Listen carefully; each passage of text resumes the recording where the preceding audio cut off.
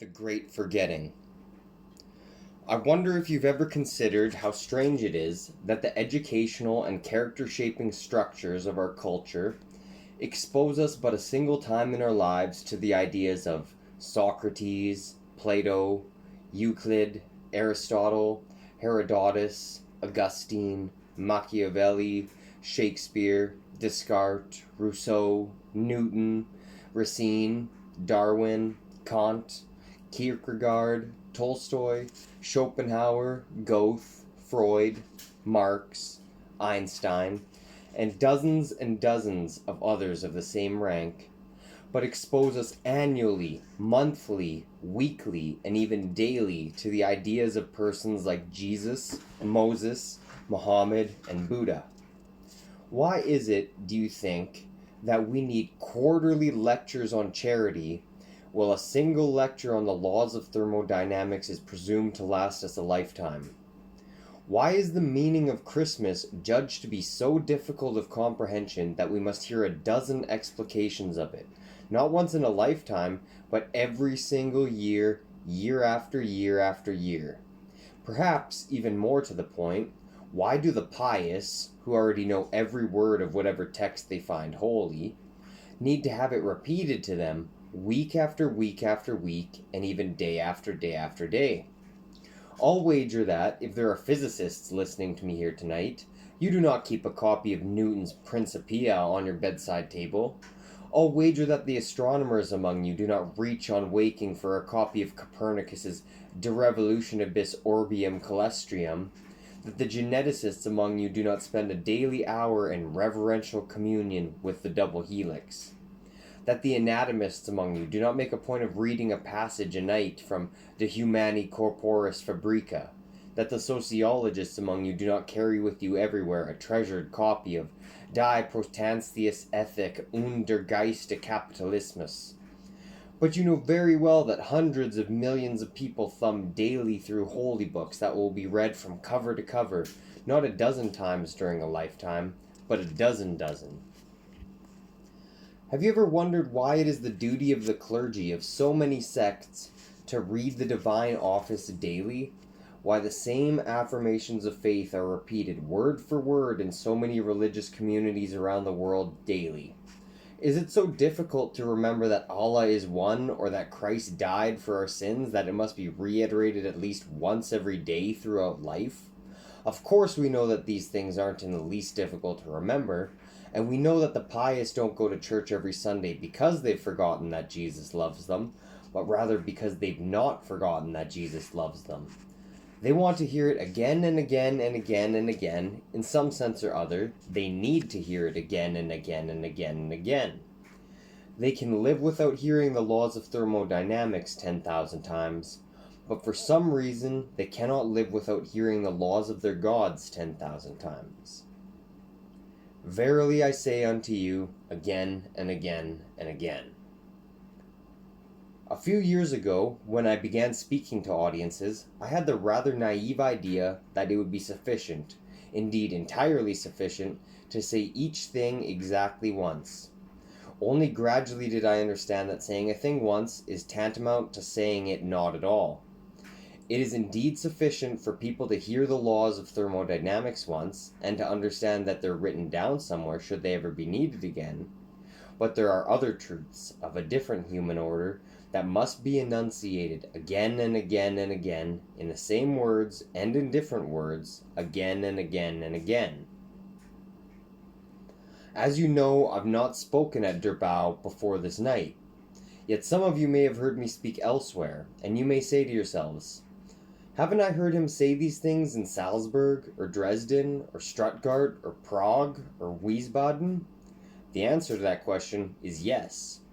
And when Jesus spoke in Galilee, there were those who asked, didn't I hear him say these things in Capernaum, or Jerusalem, or Judea, or Gennesaret, or Caesarea Philippi? Of course they heard him say in all these places.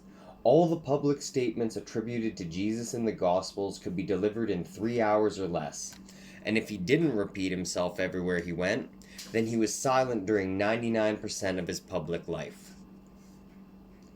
Anywhere in the world. Anywhere in the world, east or west, you can walk up to a stranger and say, "Let me show you how to be saved," and you'll be understood. You may not be believed or welcomed when you speak these words, but you will surely be understood. The fact that you'll be understood should astonish you, but it doesn't, because you've been prepared from childhood by 100,000 voices, 1,000,000 voices, to understand these words yourself. You know instantly what it means to be saved, and it doesn't matter in the least whether you believe in the salvation referred to. You know in addition, as a completely distinct matter, that being saved involves some method or other. The method might be a ritual, baptism, extreme unction, the sacrament of penance, the performance of ceremonial works, or anything at all. It might, on the other hand, be an interaction of repentance, love, faith, or meditation. Again, in addition, and again as a completely distinct matter, you know that the method of salvation being proposed is universal. It can be used by everyone and works for everyone. Yet again, you know that the method has not been discovered, developed, or tested in any scientific laboratory. Either God has revealed it to someone, or someone has discovered it in a supernormal state of consciousness. Although initially received by divine means, the method is nonetheless transmittable by normal means, which explains why it's possible for a perfectly ordinary individual to be offering the method to others. But all this barely scratches the surface of what is meant when someone says, "Let me show you how to be saved." A complex and profound worldview is implicit in such a statement. According to this worldview, the human condition is such that everyone is born in an unsaved state and remains unsaved until the requisite ritual or interaction is performed. And all who die in this state either lose their chance for eternal happiness with God, or fail to escape the weary cycle of death and rebirth. Because we've been schooled from birth to understand all this, we're not at all puzzled to hear someone say, "Let me show you how to be saved." Salvation is as plain and ordinary to us as sunrise or rainfall. But now, try to imagine how those words would be received in a culture that had no notion that people were born in an unsaved state, that had no notion that people needed to be saved. A statement like this, what seems plain and ordinary to us, would be completely meaningless and incomprehensible to them, in part and in whole. Not a word of it would make sense to them. Imagine all the work you'd have to do to prepare the people of your culture for this statement. You'd have to persuade them that they, and indeed all humans, are born in a state which they require salvation. You'd have to explain to them what being unsaved means, and what being saved means. You'd have to persuade them that achieving salvation is vitally important, indeed, the most important thing in the world. You'd have to convince them that you have a method that assures success. You'd have to explain where the method came from and why it works. You'd have to assure them that they can master this method and that it will work as well for them as it does for you. If you can imagine the difficulty you would encounter in this enterprise, you can imagine the difficulty I encounter every time I address an audience. It's seldom possible for me simply to open my mouth and say the things that are on my mind. Rather, I must begin by laying the groundwork for ideas that are obvious to me, but fundamentally alien to my listeners. The Great Forgetting. With every audience and every individual, I have to begin by making them see that the cultural self-awareness we inherit from our parents and pass on to our children is squarely and solidly built on a great forgetting that occurred in our culture worldwide during the formative millennia of our civilization. What happened during those formative millennia of our civilization? What happened was that Neolithic farming communes turned into villages. Villages turned into towns, and towns were gathered into kingdoms. Concomitant with these events were the development of division of labor along craft lines, the establishment of regional and interregional trade systems, and the emergence of commerce as a separate profession. What was being forgotten while all this was going on was the fact that there was a time when none of it was going on. A time when human life was sustained by hunting and gathering rather than by animal husbandry and agriculture. A time when villages, towns, and kingdoms were undreamed of. A time when no one made a living as a potter or a basket maker or a metal worker. A time when trade was an informal and occasional thing. a time when commerce was unimaginable as a means of livelihood. We can hardly be surprised that the forgetting took place. On the contrary, it's hard to imagine how it could have been avoided.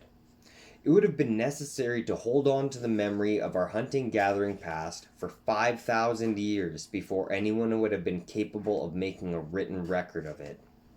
By the time anyone was ready to write the human story, the foundation events of our culture were ancient developments. But this didn't make them unimaginable. On the contrary, they were quite easy to imagine, simply by extrapolating backward.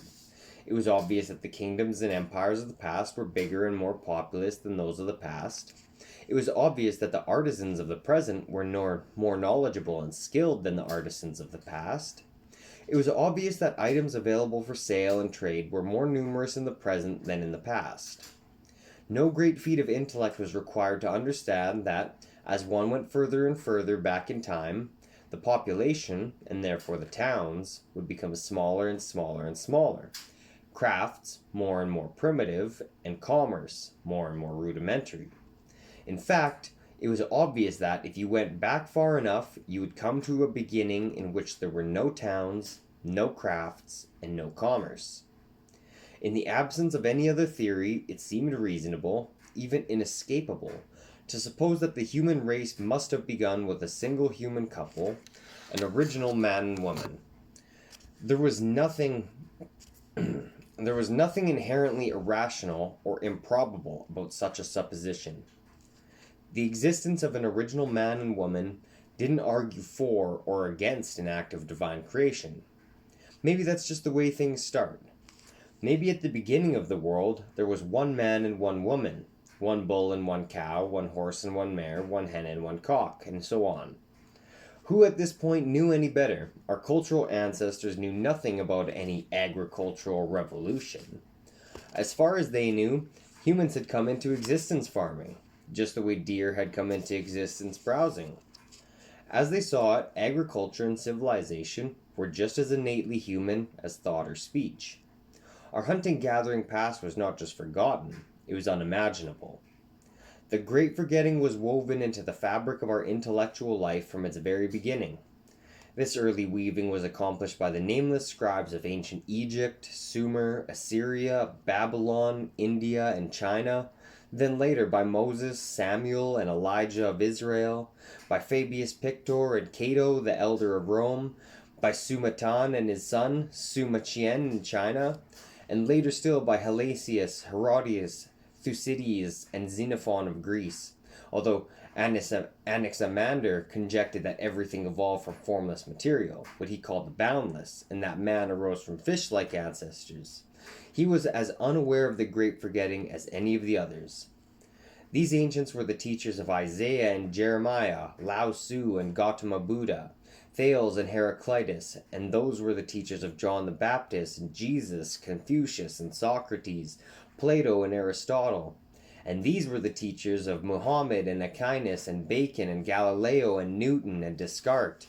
And every single one of them unwittingly embodied and ratified the great forgetting in their works, so that every text in history, philosophy, and theology, from the origins of literacy to almost the present moment, incorporated it as an integral and unquestioned assumption.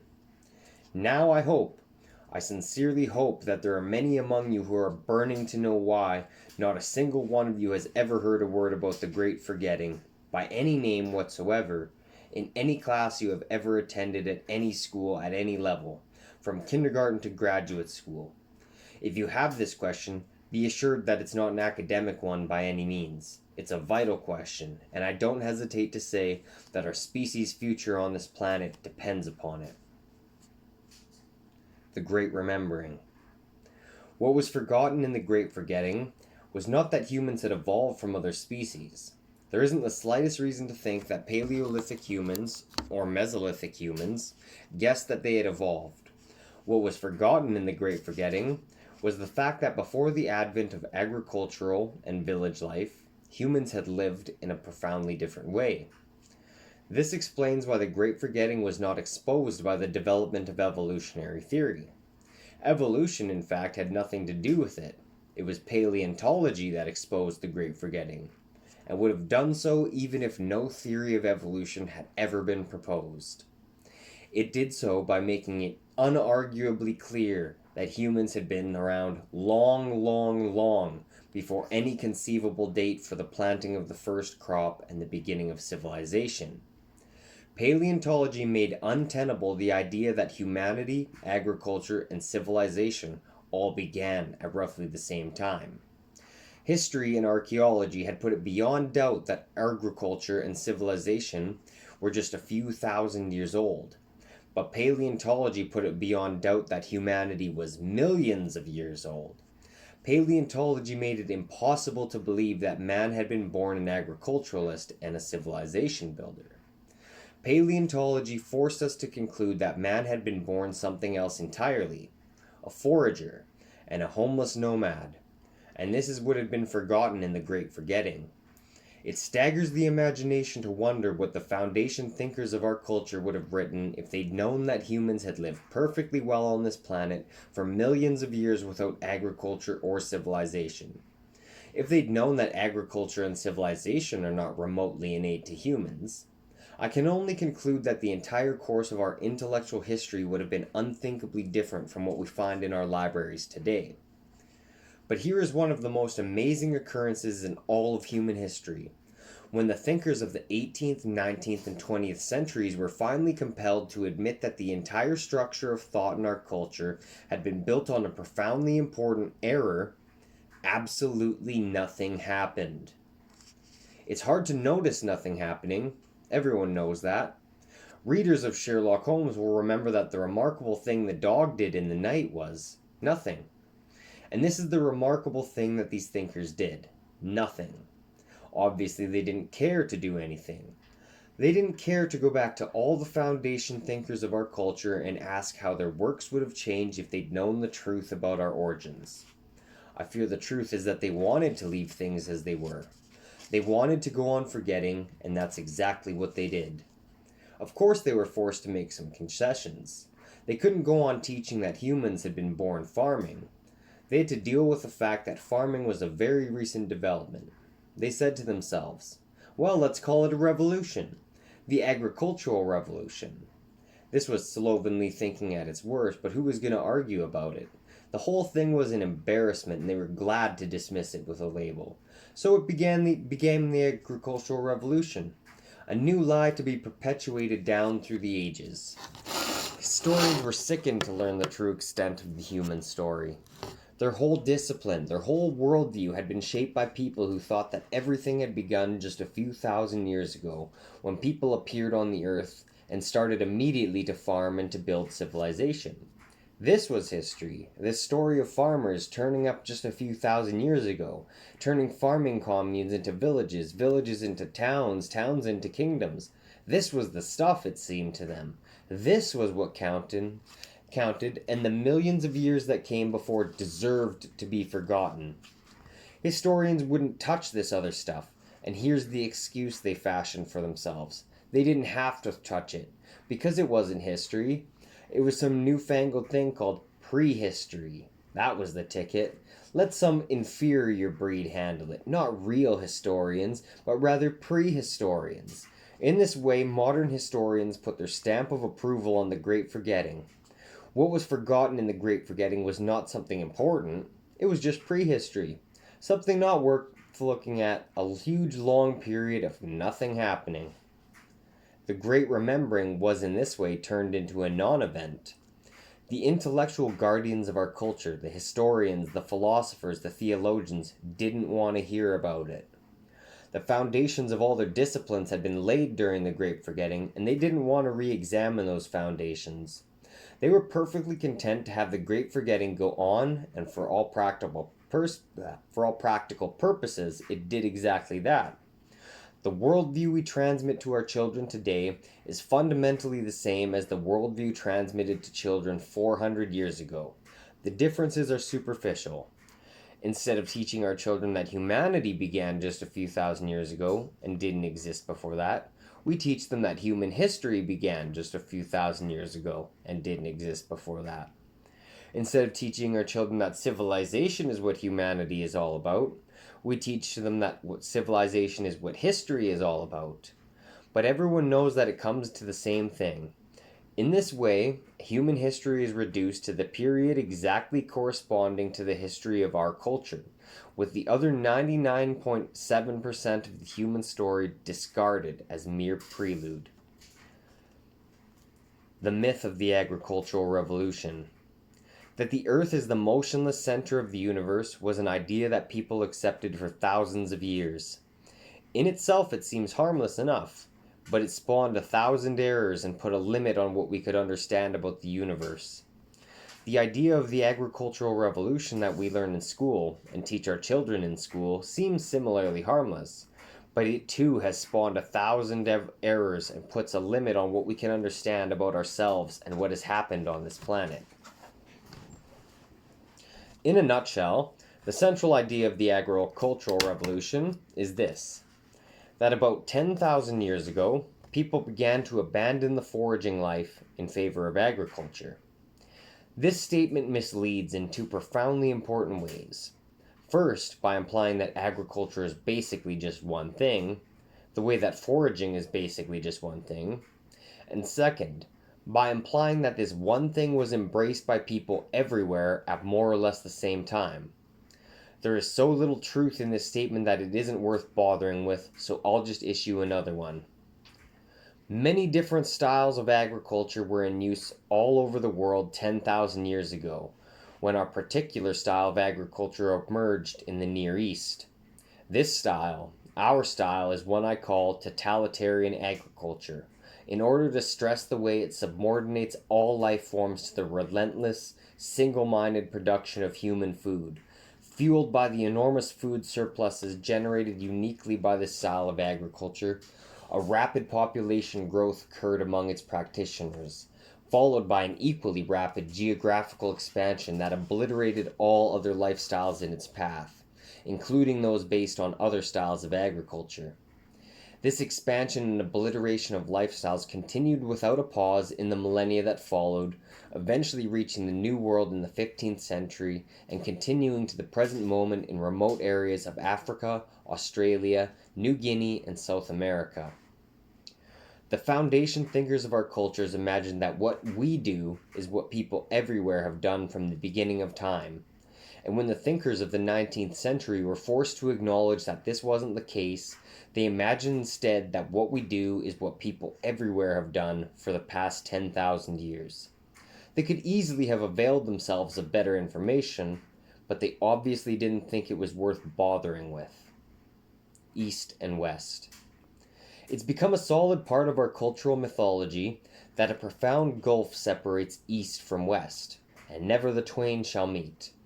And this causes people to be disconcerted when I speak of East and West as a single culture. East and West are twins with a common mother and father, but when these twins look at each other, they're struck by the differences they see, not the similarities. Just the way biological twins are. It takes an outsider like me to be struck by the fundamental cultural identity that exists between them. Nothing could be more fundamental to any people than the way they get the wherewithal to live. The people of our culture, East and West, do this by means of totalitarian agriculture, and have done so from the beginning. The same beginning. For the past 10,000 years, the people of both East and West have built squarely, solidly, and exclusively on totalitarian agriculture as their base. There's not a single thing to choose between them in this regard. Totalitarian agriculture is more than a means of getting what you need to live. It's the foundation for the most laborious lifestyle ever developed on this planet. This comes as a shock to many listeners, but there isn't any question about it. No one works harder to stay alive than the people of our culture do. This has been so thoroughly documented in the past 40 years that I doubt if you could find an anthropologist anywhere who would argue about it.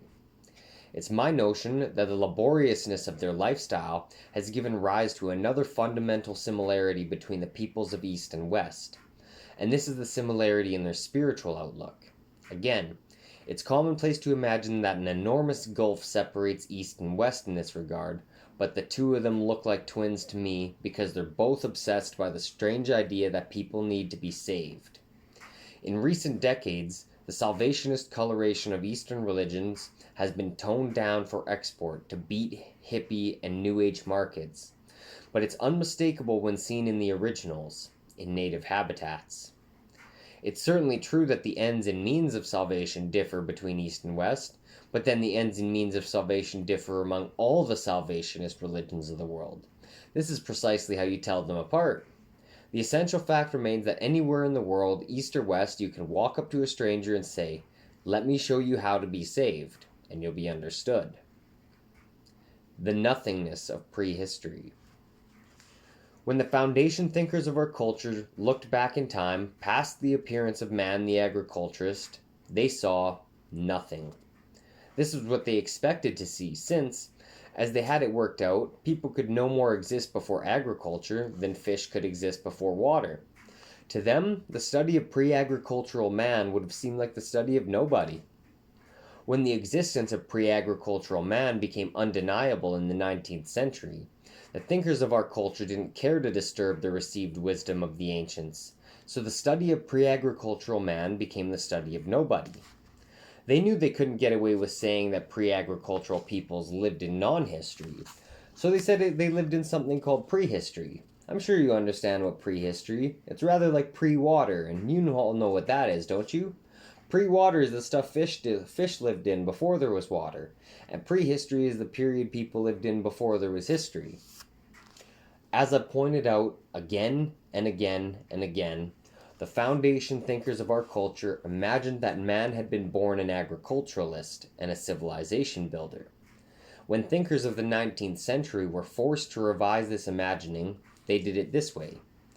Man may not have been born an agriculturalist and a civilization builder, but he was nonetheless born to become an agriculturalist and a civilization builder.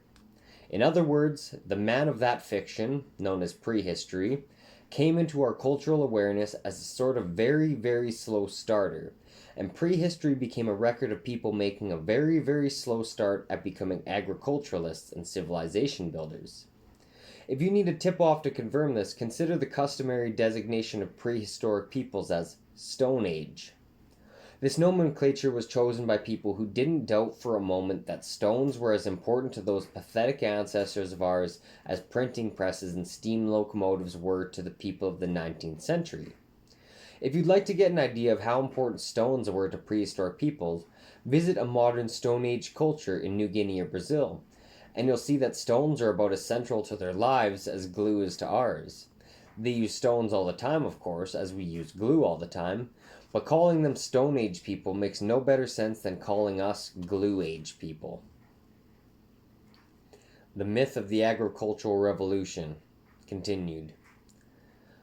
The foundation thinkers of our culture envisioned the descent of man this way. The first humans became us. The reluctant revisers of the 19th century amended the descent of man to look like this. There was the first humans. They became the Paleolithic humans. They became the Mesolithic humans. They became the Neolithic humans. Then the Great Forgetting occurred and became us. Naturally, they didn't hesitate to assume that the whole of the human story was all leading up to us. The people of our culture, and this is the way it's been taught in our schools ever since, unfortunately, like so much of the thinking that was done at this point, this was so grotesquely false to facts as to make flat earth cranks look like intellectual giants.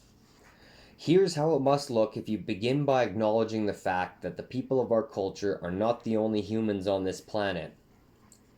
The first humans became the Paleolithic humans. The Paleolithic humans became the Mesolithic humans. The Mesolithic humans became the Neolithic humans. Then there was a split. The Great Forgetting occurred and became our culture, and meanwhile 10,000 other cultures still remained. This diagram reveals a split in humanity far more profound than the one we see dividing East and West. Here we see the split that occurred between those who experienced the Great Forgetting and those who did not. The law of limited competition. During the Great Forgetting, it came to be understood among the people of our culture that life in the wild was governed by a single cruel law known in English as the law of the jungle, roughly translatable as kill or be killed. In recent decades, by the process of looking instead of merely assuming, ethologists have discovered that this kill or be killed law is fiction. In fact, a system of laws, universally observed, preserves the tranquility of the jungle, protects species and even individuals, and promotes the well-being of the community as a whole. This system of laws has been called, among other things, the peacekeeping law, the law of limited competition, and animal ethics. Briefly, the law of limited competition is this: you may compete to the full extent of your capabilities, but you may not hunt down your competitors or destroy their food or deny them access to food. In other words, you may compete, but you may not wage war on your competitors. The ability to reproduce is clearly a prerequisite for biological success, and we can be sure that every species comes into existence with that ability as an essential heritage from its parent species. In the same way, following the law of limited competition is a prerequisite for biological success, and we can be sure that every species comes into existence following that law as an essential heritage from its human species, from its parent species. Humans came into existence following the law of limited competition. This is another way of saying that they lived like all other creatures in the biological community, competing to the full extent of their capacity, but not waging war on their competitors. They came into existence following the law, and continued to follow the law until about 10,000 years ago, when the people of a single culture in the Near East began to practice a form of agriculture contrary to the law at every point. A form of agriculture in which you were encouraged to wage war on your competitors, to hunt them down, to destroy their food, and to deny them access to food. This was and is the form of agriculture practiced in our culture, East and West, and in no others. It looks like this. The first humans were followers of the law. The Paleolithic humans were followers of the law. The Mesolithic humans were followers of the law. The Neolithic humans were followers of the law. Then it splits. The Great Forgetting occurred, and our culture occurred, and we became rejectors of the law. Meanwhile, 10,000 other cultures who were followers of the law continued to exist. Leavers and takers. We have at last arrived at a point where we can abandon this vague and clumsy way of talking about people of our culture and people of all other cultures. We might settle for followers of the law and rejectors of the law, but a simpler pair of names for these groups has been provided by a colleague who called them leavers and takers. He explained the name this way, that leavers, by following the law, leave the rule of the world in the hands of the gods, whereas the takers, by rejecting the law, take the rule of the world into their own hands. He wasn't satisfied with this terminology, and neither am I, but it has a certain following, and I have nothing to replace it with. The important point to note is that a cultural continuity exists among leaver peoples that extends back 3 million years to the beginning of our kind. Homo habilis was born a leaver and a follower of the same law that is followed today by the Yanomami of Brazil and the Bushmen of the Kalahari, and hundreds of other aboriginal peoples in undeveloped areas all over the world. It is precisely this cultural continuity that was broken in the Great Forgetting. To put it another way, after rejecting the law that had protected us from extinction for 3 million years and making ourselves the enemy of the rest of the biological community, we suppressed our outlaw status by forgetting that there ever was a law. It looks like this. The first humans were leavers. The Paleolithic humans were leavers. The Mesolithic humans were leavers.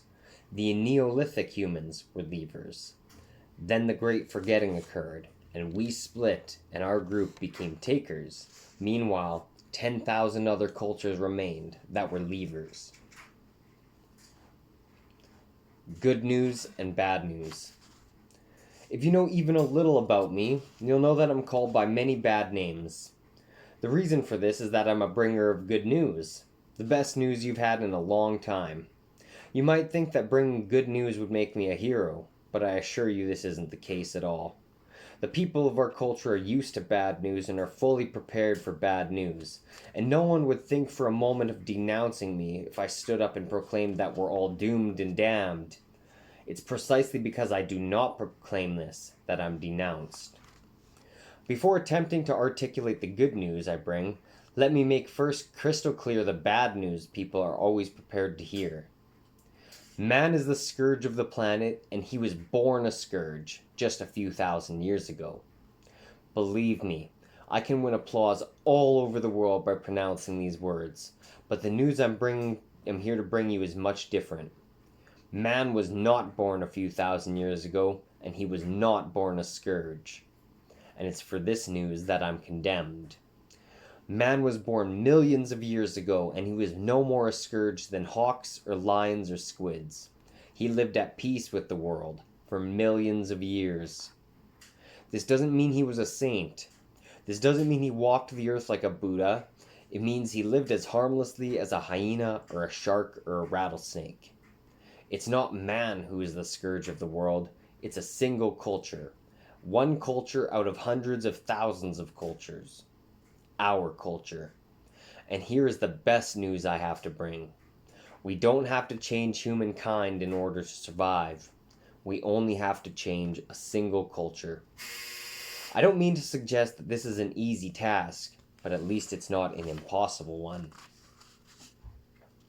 Questions from the audience. Are you identifying what religionists call the fall with the birth of our culture? That's precisely what I'm doing. The points of similarity between these two events have long been noted, of course. The fact that both are associated with the birth of agriculture, and both occurred in the same part of the world, but the difficulty in identifying them as a single event has been that the fall is perceived as a spiritual event, whereas the birth of our culture is perceived as a technological event. I fear I shall have to come here another time to explore with you the profound spiritual ramifications of this technological event, however. You say that man lived at peace with the world during the millions of years that preceded our agricultural revolution, but hasn't recent evidence revealed that ancient foragers hunted many species to extinction? I believe I can still recall the words I used just a moment ago when I said that man lived at peace with the world. This doesn't mean he walked the earth like a Buddha. It means he lived as harmlessly as a hyena or a shark or a rattlesnake. Whenever a new species makes its appearance in the world, adjustments occur throughout the community of life, and some of these adjustments are fatal for some species. For example, when the swift, powerful hunters of the cat family appeared in the Eocene, the repercussions of this event were experienced throughout the community, sometimes as extinction. Species of easy prey became extinct because they couldn't reproduce fast enough to replace the individuals the cats were taking. Some of the cat's competitors also became extinct for the simple reason that they couldn't compete. They just weren't big enough or fast enough. This appearance and disappearance of species is precisely what evolution is all about, after all. Human hunters of the Mesolithic period may well have hunted the mammoth to extinction, but they certainly didn't do this as a matter of policy, the way farmers of our culture hunt coyotes and wolves simply to get rid of them. Mesolithic hunters may well have hunted the giant elk to extinction, but they certainly didn't do this out of callous indifference, the way ivory hunters slaughter elephants. Ivory hunters know full well that every kill brings the species closer to extinction, but Mesolithic hunters couldn't possibly have guessed such a thing about the giant elk. The point to keep in mind is this: it is the policy of totalitarian agriculture to wipe out unwanted species. If ancient foragers hunted any species to extinction, it certainly wasn't because they wanted to wipe out their own food supply. Wasn't agriculture developed as a response to famine? Agriculture is useless as a response to famine. You can no more respond to famine by planting a crop than you can respond to falling out of an airplane by knitting a parachute. But this really misses the point. To say that agriculture was developed as a response to famine is like saying that cigarette smoking was developed as a response to lung cancer. Agriculture doesn't cure famine, it promotes famine. It creates the conditions in which famines occur. Agriculture makes it possible for more people to live in an area than that area can support, and that's exactly where famines occur. For example, agriculture made it possible for many populations of Africa to outstrip their homeland's resources, and that's why these populations are now starving.